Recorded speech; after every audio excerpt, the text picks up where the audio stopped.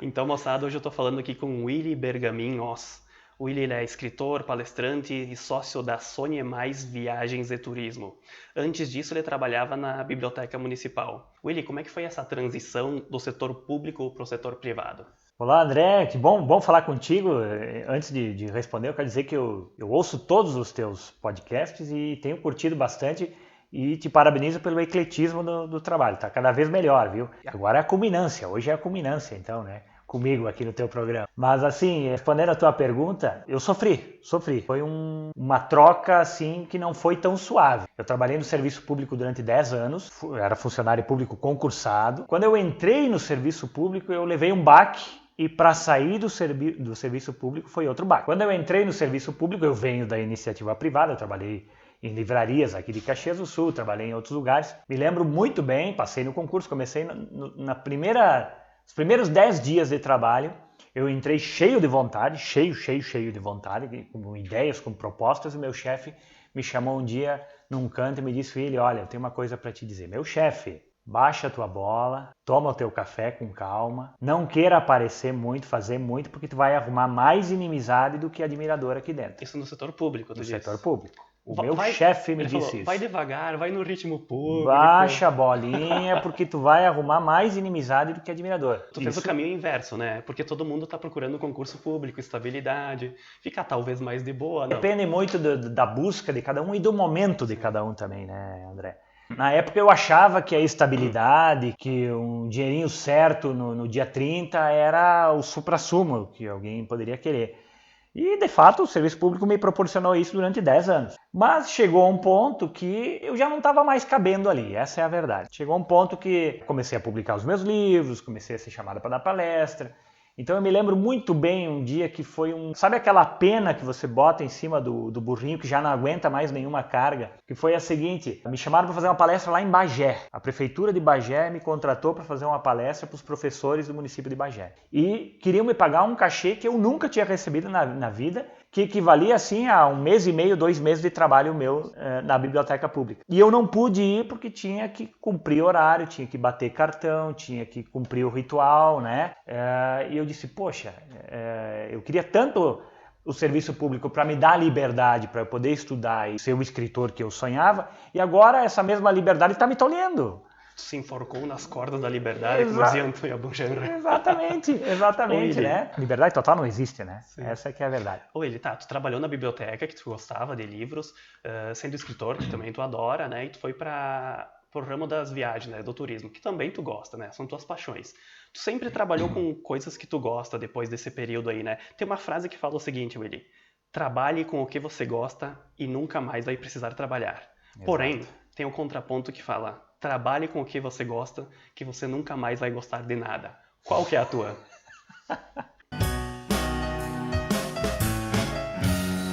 André Costa Livre é um oferecimento de Posto do Hélio, há mais de 60 anos oferecendo combustível e serviços de qualidade.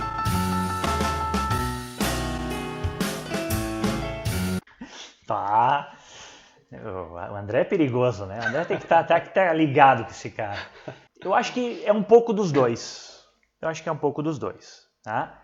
No sentido seguinte, quando você trabalha com o que você gosta, você não vê aquilo como um sacrifício, né? Talvez mais no sentido do sacro ofício, né? De um ofício sagrado. Eu vejo assim a literatura, por exemplo, né? É quase que um sacerdócio, é quase que uma missão. Às vezes na sala de aula os alunos me perguntam: Willy, você ganha dinheiro? Já me perguntaram se eu era milionário, né? Porque eles imaginam que o escritor é algo que vai chegar levitando. Sim, é só na o sala teu de caso aula. que é uma exceção, mas não são todos que são milionários, né? Exatamente, é um caso muito à parte. Então eu respondo, eu digo, olha, eu sou milionário no sentido de fazer o que eu gosto, de ter a minha biblioteca que eu adoro, que eu não venderia por R$1 milhão.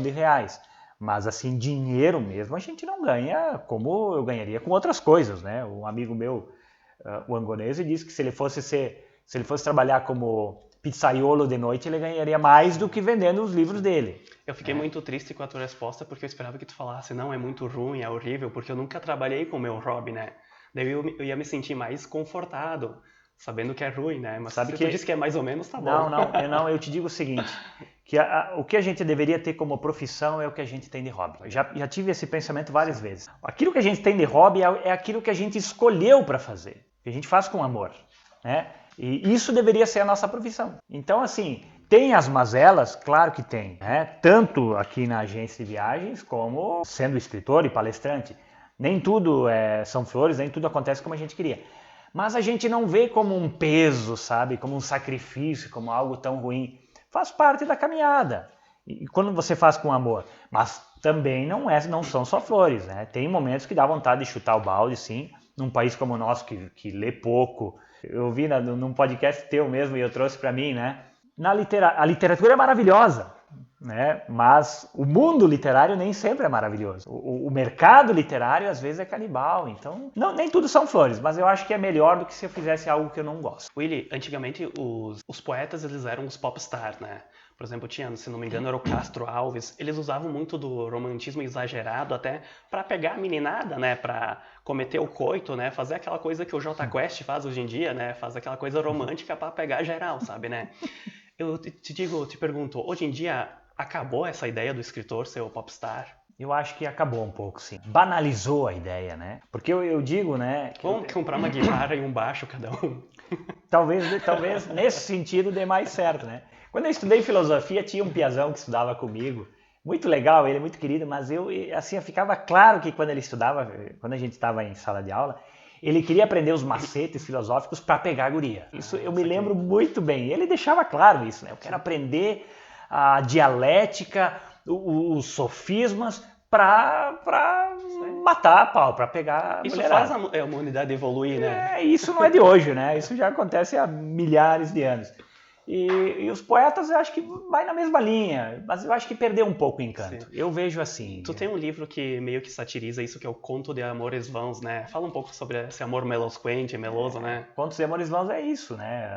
Eu digo na abertura do livro que os amores que dão certo são bons para a vida real, não para a literatura. O que seria da literatura sem Romeu e Julieta, que não dá, não funciona, não se concretiza, Abelardo e Heloísa, esses grandes livros, né? O Romeu e Julieta, se tivesse casado, a Julieta ia engravidar, ia ficar barrigudo, o Romeu ia começar a tomar cerveja com os amigos, ia ficar barrigudo, daqui a pouquinho já ia estar querendo se separar, se matando a pau, né? Então ficou eterno, ficou lindo porque não deu certo, né? Os que dão certo são bons para a vida real, mas não para a literatura. Então acho que aí há uma diferenciação. Ele temos que falar de coisas ruins também, né? De coisas pesadas na tua vida, tá?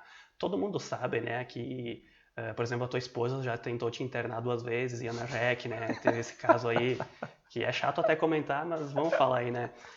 Tu tem um vício, né? Tu tem uma obsessão aí que é pelo Dom Quixote, né? Então eu queria saber, tu foi até para a Espanha para fazer o caminho do Dom Quixote e tal, eu queria saber como que começou esse vício e rapidamente como que foi essa viagem. Pô, a minha esposa, ela não só entendeu e deixou de me internar, porque ela também virou a Dulcineia, né? Eu convenci ela de que ela é a Dulcineia de Toboso. Ela disse pra ti, William, tá bom, eu sou a Dulcineia. Eu sou a Dulcineia, ela assumiu e tá tudo certo agora, né? De vez em quando ela também começa a chutar os moinhos de vento, tá? Então tá tudo em casa, tá tudo em família. Mas assim, André, realmente foi um divisor de águas da minha vida, o Dom Quixote. Eu acho que é o livro que todo mundo deveria ler. Eu não gosto assim dessa ideia que os autores, mediadores e leitores, tem que ler Kafka, tem que ler Dostoiévski. Mas Dom Quixote é um caso à parte. Não sou só eu que digo, a crítica do mundo inteiro elegeu Dom Quixote como o melhor livro da história da literatura. É importante que se diga, em 2002, críticos do mundo inteiro se reuniram em Oslo, na Noruega, para eleger o grande livro da humanidade. Então estava lá o Crime e Castigo, estava lá o Processo, do Kafka, Moby Dick, do Melville, e Dom Quixote foi eleito o maior e melhor. Então não sou eu que digo isso. E eu me apaixonei pelo livro antes de saber disso. Eu leio Dom Quixote desde a década de 90, e essa escolha do maior livro do mundo foi em 2002. Nesse sentido, eu vejo que eu entendo um pouco de literatura, porque eu já tinha visto que era um baita de um livro. Eu li uma adaptação, quando eu era adolescente, no banheiro lá de casa, André, sentadão no vaso do banheiro lá de casa.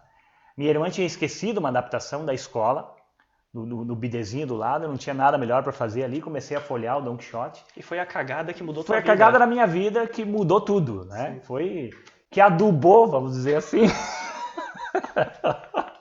para nascer as flores mais perfumadas. O Dom Quixote ali mudou tudo. Eu saio do banheiro enlouquecido. Busco depois o original em português, que é um catatal de quase 1000 páginas. Ainda não contente, li o original em espanhol, o Cervantes era espanhol. E ainda não contente, fui lá para a Espanha para percorrer a rota do Quixote, para escrever eu mesmo a minha tradução e adaptação. Então eu adaptei o livro, está aí na 3ª edição já, o livro, e que me dá muita felicidade. É o livro que me fez querer ser leitor e, consequentemente, escritor. Então eu devo muito a esse livro. Eu li por tua causa, inclusive, né? De tanto tu batendo a tecla, eu acabei lendo, eu achei muito legal, né? Eu acho que dá pra gente resumir o Don Quixote como amor, eu te amo, mas a gente precisa pagar o gás. Mais ou menos, né? Mais ou menos. Tem o ideal e tem o concreto, o terreno, exatamente. Ótima dedução. Willy, tem uma frase que diz também: a felicidade não gera literatura, mas a literatura gera felicidade, tá? Eu vejo tu assim um cara, né, aparentemente assim, tá, tu é casado, tu tem a tua empresa, tu tem as tuas vendas boas de livros, tu faz palestra pra caramba, né? E as motivações literárias às vezes sempre foram marginalizadas de gente zoada, né? Gente zoada assim. Tu como um cara feliz, assim, como que tu consegue continuar produzindo literatura? Não seria um momento de tu largar e ser feliz? De falar, botar a felicidade acima disso? É uma questão interessante. Uma vez eu vi um escritor dizendo assim, eu parei de escrever. Parei de escrever porque agora eu sou feliz. Que agora eu ajeitei a minha vida, né? O Hemingway dizia isso, né? Que a felicidade não dá boa literatura. Mas eu acho que eu discordo um pouquinho disso. Eu acho que depende muito do tipo de escritor. Eu, por exemplo, eu não consigo escrever se eu tô mal. Eu não consigo escrever se eu tô mal. Funciona no inverso, então. A minha chave é ao contrário, exatamente. Se eu tô meio mal, se eu tô triste, se eu tô chateado com alguém ou com alguma coisa, eu não consigo escrever. Eu consigo ler. Aí eu me atiro na leitura. Um bom livro me aconselha, me sereniza, mas para ler, para escrever não. Muitos escritores, amigos meus, não, eles escrevem quando eles estão mal, quando eles estão na pior, quando eles estão depressivos, aí eles conseguem escrever. Eu acho que são chaves diferentes, são maneiras de ver o mundo, né? Eu consigo a tristeza ou na verdade, assim, um bom livro ele não existe sem conflito. Para haver narrativa tem que haver conflito. Mas não significa necessariamente que o autor tenha que estar vivendo aquele conflito. Aliás, se tu é um escritor criativo mesmo, você consegue fazer o contrário. Você está bem e criar um conflito na literatura, que é daí que vem a criatividade. É uma questão de se puxar também, né? Exatamente. Então, eu tive momentos da minha vida. Tem livros que representam muito a minha vida. Por exemplo, O Sino do Campanário, meu primeiro livro, que fez bastante sucesso na época, que virou filme, que me fez ficar conhecido aqui na região, eu estava numa época de conflito mesmo, religioso. Eu venho de uma formação 100% católica, venho morar em Caxias, venho estudar filosofia, travo contato com Nietzsche, com Schopenhauer, com essa turma aí de quebrar tudo, e eu vivi um conflito religioso muito grande. Foi nessa época que eu escrevi o Sino do Campanário, que é um livro que quebra um pouco essa ideia da religião, né? Mas agora tu falando isso também, eu vejo que aquele livro foi intenso, saca? Sim. Eu acho até o teu melhor livro, o Sino Muita do gente Campanário, diz né? que sim, muita gente diz que é o meu melhor livro. Eu recomendo para quem quer conhecer o Willy Bergamin que comece por aí, no Sino do Campanário. Exatamente. Se tu tiver muita preguiça e não gosta de ler nem nada, pelo menos vai lá e lê o Conto dos Ratos, né? Esse é punk rock, né? É verdade. Que foi foi bem nessa época, todo o livro foi escrito nessa época. Embora eu repita, não é o meu livro mais vendido, né? Tem livros meus que venderam muito mais quando eu comecei a pegar uma outra chave. Então são momentos e eu acho que cada uma é válida para a construção do escritor. Aqui em Caxias todo mundo tá careca de saber, tá, tu tem traduções, tu tem prêmios, tu produz inúmeras palestras, tu é um cara bem sucedido, vamos dizer assim. Mas eu queria a tua alma, sabe? Eu quero o teu lado humano, o teu lado de fracasso, sabe? Eu quero saber o teu momento literário que tu pensou assim, por que eu não fui plantar cebola na Júlio de Castilho, nos canteiros, em vez de escrever? Um momento bad vibes da tua literatura. Tu acha que eu nunca tive esse momento? Ainda tenho. Acho que não. Ainda tenho. Não, muito pelo contrário. Eu me engano muito bem. Eu sou um ator, então, se isso não passa, porque tem. E ainda hoje. Na verdade, assim, olha, André, eu vou confessar pra ti, tá? Não publica isso. Tá, ninguém mais vai ouvir isso, tá? Sou bem sucedido e tal. Meus livros, já vendi mais de 50 mil livros e tal.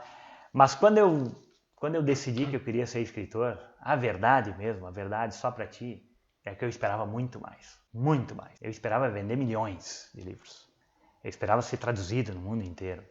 Eu esperava dar palestra em Oxford, em Harvard, na Sorbonne. Não aconteceu ainda, não significa que não vai acontecer, talvez, vai saber, né? Esse mundo é muito louco.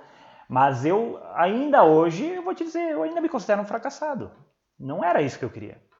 Não era isso, eu Mas esperava muito mais. tu escutou a palestra do Anderson, né? Tu viu aquela parte que ele Sim, falava das pequenas coisas, assim, sim, e tal, né? sim, sim. Claro, a gente quer revolucionar a literatura, ficar É. rico e construir isso, mas eu vejo assim, eu vou te confessar, eu olhava com um pouco de preconceito, tu conhece o Pedro Guerra, né? O Sim. escritor. Uhum. Eu pensava assim, é uma literatura voltada pra gurizada, ele se molda, sabe, assim, pra fazer uma literatura pra gurizada, ele é mais do marketing, ele tem um fã-clube, assim, e tal, Sim. né? Cara, ele tá fazendo a gurizada ler, né? É.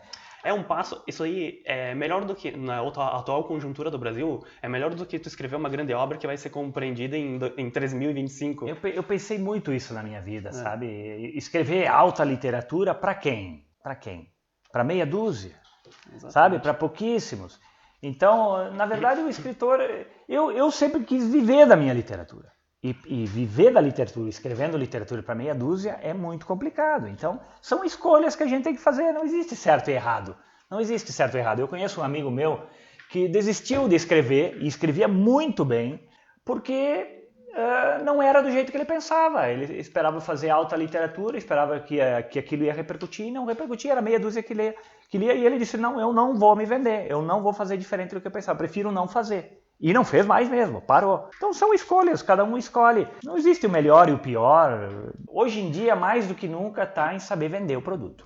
Mais do que ser bom, é o cara se vender. Tanto é que estão aí os youtubers, né, que nem são escritores, e as editoras buscam eles para escrever porque eles já têm um fã-clube, porque já têm um público leitor certo. E às vezes quem leva a literatura realmente a sério não consegue, porque não tem base, né, para vender. É um negócio, o mercado literário é um negócio como qualquer outro. Ô Willi, quando tu foi eleito o patrono aqui de Caxias do Sul, eu fui lá na Câmara de Vereadores lá para ver a sessão lá e tal, né? Daí eu não lembro se era um vereador ou alguém ligado ao governo de Caxias assim. Ele falou o seguinte: veja bem, no ano passado o Willi ele foi patrono lá de Flores da Cunha e nunca paramos para pensar. Olha só, ele estava aqui o tempo todo. Então decidimos dar essa oportunidade. Eu lá como florense, deu vontade de dizer, uhul, é nóis! É nós na frente. Não, eu digo assim, eu não sei se tem muito shopping em Caxias, que o pessoal demorou um pouquinho para enxergar, né? Mas veja bem, eu achei muito interessante essa ideia de que, vai ter outro patrono que vem de fora, assim, né? Tu já tinha um trabalho com a gurizada, né? Tu já tinha um trabalho na biblioteca extenso. Por que eles não pensaram em ti antes? Na verdade tem uma explicação bem plausível para isso. Eu trabalhava na biblioteca e não poderia. Eu trabalhava na organização da Feira do Livro. Eu lembro que o meu nome já tinha sido cotado há uns 2 ou 3 anos antes para ser patrono, mas eu não podia porque eu era funcionário da biblioteca que organizava a Feira do Livro. No primeiro ano que eu saí da biblioteca, que eu vim trabalhar na agência, me colocaram como patrono. Então, na verdade, acho Tá que justificado, né? nesse sentido está muito justificável. Eu sabia que enquanto eu estivesse na biblioteca eu não seria patrono, embora meu nome já tivesse sido cotado há uns 2 ou 3 anos antes. O Elito tá lançando agora, ou melhor, relançando o livro A Mordaça, que é... Pode falar um pouquinho sobre ele aí, para o nosso telespectador? Sim, A Mordaça é o meu best-seller, é o meu livro mais vendido, sai agora a 7ª edição pela editora Flive de Minas Gerais, uma belíssima edição, inclusive, bem caprichada. E é um livro que eu não escrevi para ser livro, André. Acho que poucas pessoas sabem disso. Eu escrevi para ser uma peça de teatro. Eu escrevi como texto dramatúrgico logo que eu vim morar em Caxias, há quase 20 anos. Eu fui morar com uma turma de 6 rapazes que eram loucos por televisão e programa de auditório, e eu era o único que gostava de ler, gostava de silêncio, era uma zona naquela casa. Isso aconteceu com o Shakespeare também, né? Cara, quebrando pra tudo. Ser peça de teatro, né? Mas o Shakespeare ainda publicou como texto dramatúrgico, mesmo que seja em livro, né? E o que acontece? Eu escrevo a peça A Mordaça, criticando, né, esse excesso de tecnologia, esse excesso de consumismo, de uma maneira bem humorada, com muita pitada pop e tal, e filosofia também, e deixo lá engavetado durante anos. Né? Foi uma das primeiras coisas que eu escrevi. Depois de um tempo já tinha publicado Sino Campanário, Cela de Papel, meus primeiros livros que estavam fazendo barulho, estavam fazendo sucesso. O grupo EBA, o grupo de teatro profissional aqui de Caxias, que é inclusive da secretária de Cultura aqui de Caxias, a Aline Zilli, hoje secretária, me ligou um dia e me disse, Willy, tu é o cara do momento aqui, os teus livros estão bombando, estão a crítica elogiando, a gente quer montar uma peça tua.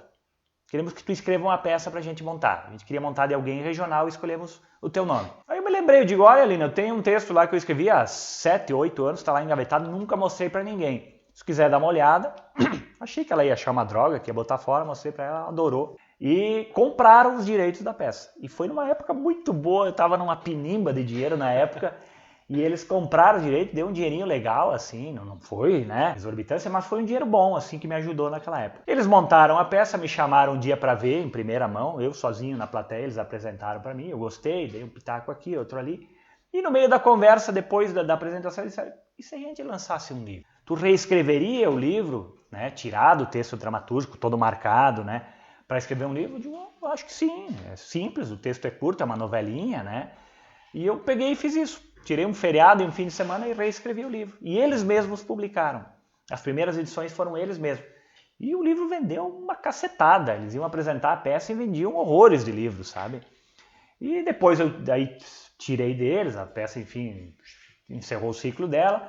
Dei para uma outra editora, publicaram mais 2 ou 3 edições, também vendeu bem. E agora foi para a editora Flive, que sai com essa edição bem caprichada. Vamos ver o que vai acontecer agora. Distribuição nacional, com um projeto gráfico diferenciado, fala sobre o excesso de tecnologia em detrimento da humanidade de cada um de nós, né? Esse excesso de rede social, conversar com quem está longe e não conversar com quem está perto, consumir desenfreadamente coisa que não precisa. Então é uma crítica bem humorada e, do meu ponto de vista, inteligente sobre esse assunto. Bacana, Willy. Eu gostaria de falar dos nossos patrocinadores, Posto do Hélio, Jacer Panição, Rodrigo Mutterle, Alex Eberle e Luiz Francisco Mascarello. Gratidão para esse pessoal, eles não pediram para eu falar deles, mas estou falando aqui, né?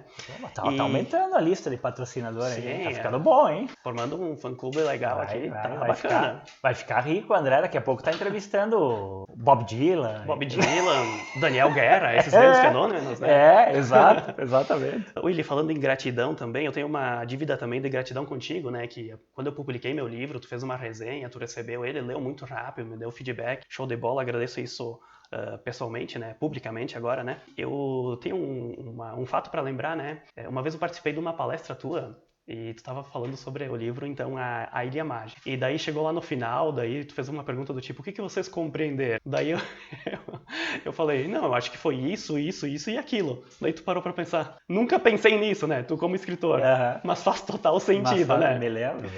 Então, no final tu acabou falando que era sobre perdão. E aqui no final de cada programa, né, eu falo às vezes sobre perdão. Alguns acham que é meio piegas, outros acham que eu estou tentando fazer aquele bom mocismo, e outros acham até que eu sou bonito. Tem gosto pra tudo, né? E as 3 afirmações estão incorretas, né? Então, eu queria que tu falasse sobre o perdão, no sentido de, se tu nunca teve oportunidade para pedir um perdão para alguém, ou se tu não quiser pedir, pode mandar um salve pra galera aí, e é nóis. André, eu tava preparado para essa tua pergunta, viu? Tu não me falou nada, mas eu escuto o teu programa e eu sei que essa vem de vez em quando. Então eu pensei já nessa resposta e eu acho que eu tenho uma coisa interessante para falar. Eu teria uma pessoa para quem pedir perdão, tá? E que eu não posso mais pedir perdão, porque se eu pudesse eu pediria pessoalmente, não pediria aqui no ar, mas como não está mais aí a pessoa, que é para o meu pai. O meu pai é falecido já, e eu me lembro muito bem do teu programa com a tua mãe, que você falou muito do teu pai, me identifiquei com aquele programa. Eu acho que meu pai e o teu foram muito parecidos em alguns sentidos, né? Meu pai era uma pessoa, ele tinha problema, meu pai era doente. Hoje eu percebo que ele era doente. Meu pai era alcoólatra, quando ele bebia ele ficava violento, né? A gente tem histórias assim dolorosas para lembrar, né? Eu tinha problemas com meu pai, porque, né, quando eu fiquei homem, né, rapaz, eu já não podia ver ele maltratando a minha mãe e tal. Então, a gente se distanciou por muito tempo. E o meu pai acabou que ele se suicidou. Depois de muito tempo, meu pai se suicidou. Eu não sabia disso. Meu pai se suicidou, enfim. Eu já estava morando aqui em Caxias, já era homem e tal. Eu já tinha reatado com meu pai, a gente já se dava bem e tal. Mas eu sempre achei que meu pai fosse uma pessoa muito ruim. E em alguns momentos até desejei a morte dele, para ele parar de judiar da minha mãe e de nós mesmos, né? Hoje eu vejo que ele era doente, ele tinha um problema muito sério, né? Eu tentei ajudar ele do jeito que eu pude. Uma vez até eu internei ele, eu tinha amigos médicos, eu trabalhava num hospital. Só que não foi feito do jeito certo, do tratamento psiquiátrico que merecia. Na época a gente não entendia isso, né? Também como é que um adolescente, uma criança vai entender isso. Mas hoje, se eu pudesse, eu gostaria de pedir desculpas para ele por não ter entendido que aquilo era uma doença muito mais séria do que a gente supunha. Muito mais séria do que a gente imaginava. Tanto é que acabou do jeito que acabou, né? Então, se eu pudesse pedir desculpas hoje para alguma pessoa, seria para o meu pai.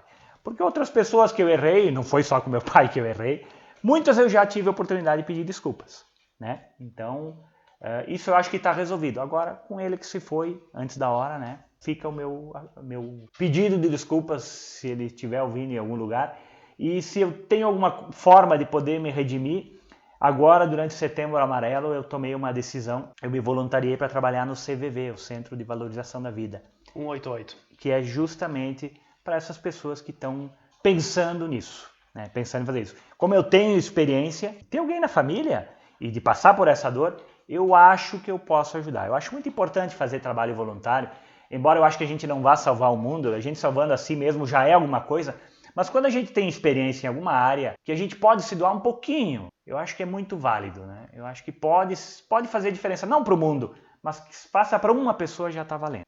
E o Willi também, talvez as pessoas conheçam bastante os alcoólicos anônimos, né? E não saibam que tem outro grupo de ajuda chamado Al-Anon, que esse grupo é para os parentes, né? As pessoas que convivem com os alcoólatras, né? Olha ali, ó. E eu participei disso, tipo, a gente frequentou esse grupo aí, eu achei que ele foi muito motivador, muito pros familiares. Isso, ele foi muito importante, sabe, pra gente, assim, né?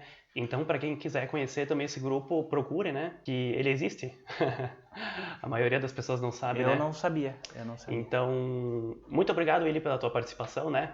Tem um amigo meu que ele brinca que começa sempre de forma bem-humorada e acaba de forma trágica aqui, o André Costa Livre, né? Mas vamos... A gente sempre deixa fluir, né? Terminou em choro aqui a coisa, gente. Terminou em choro. Mas é bom, é catártico. Isso é catarse. Catarse é botar pra fora as coisas. Isso é muito legal. Parabéns, obrigado pela oportunidade. Fico sempre à disposição, André. Tá legal. Muito obrigado, gente. Fala, pessoal. Falando em Catarse, a gente não tá inscrito no Catarse, mas você pode contribuir através de um Pix para andrec751@gmail.com. Ajude o programa a continuar vivo.